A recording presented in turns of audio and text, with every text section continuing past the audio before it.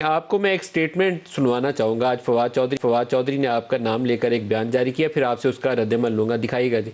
PDM की तरफ से 1 अरब 20 करोड़ रुपया 5 एमपीएस के लिए ऑफर किया गया। वो जो वहीद है जो बिक गई, जिसके बारे में बताया जा रहा है, रिपोर्ट्स हैं कि उन्होंने डील के बाद 5 करोड़ रुपया लिया और लोटी होने को तरजीह दिया।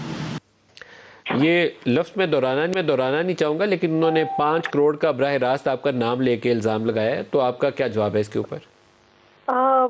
नदीम साहब, मैं सिर्फ इतना कहना चाहती हूँ कि फवाद साहब को पिछले 1-1.5 अशरे से जब से लोग देख रहे हैं, इनकी एक ही नौकरी हमेशा रही है, वो ये है कि सियासत में इन्होंने सिर्फ और सिर्फ ब्लेम गेम का हिस्सा बनना है, लोगों पर इल्ज़ामात लगाने हैं और बगैर तहकीक के, बगैर किसी सबूत के लगाने हैं।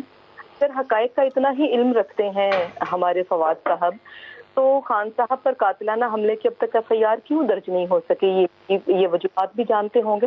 दूसरी बात यह है कि फवाद साहब का अपना माजी और फिर इनका पार्टियां बदलने की कहानी से कौन वाकिफ है? तो क्या फवाद साहब की कोई कीमत लगा करती थी? मैंने तो कोई पार्टी भी नहीं बदली, मैं अभी तक तहरीक इंसाफ का हिस्सा हूँ। और इनके भगाने से कि खान साहब के इर्द गिर्द कोई मुखलिस इंसान, कोई मुखलिस वर्कर नजर ना आए, पार्टी आज जिस नहज पे खड़ी है वो मेरा ख्याल है एक टोला है खान साहब के इर्द गिर्द, जो बहुत ही खुशामदी टोला है, जो खान साहब की उसमें कौन कौन शामिल है? जी, उसमें कौन कौन शामिल है मोमना? उसमें बहुत सारे लोग जो आपको अमूमन साथ नजर आते हैं, वो सब लोग शामिल हैं जिन्होंने पार्टी का ये हाल कर दिया। एक हुकूमत जो, देखिए, वो जो साजिश हुई थी ना, रजीम चेंज ऑपरेशन जो हुआ था, वो अचानक एक रात में नहीं हुआ था।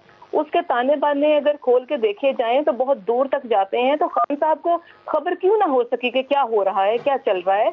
लोग उनको सब अच्छा की रिपोर्ट देते रहे, जिनमें से फवाद साहब भी हमारे एक हैं।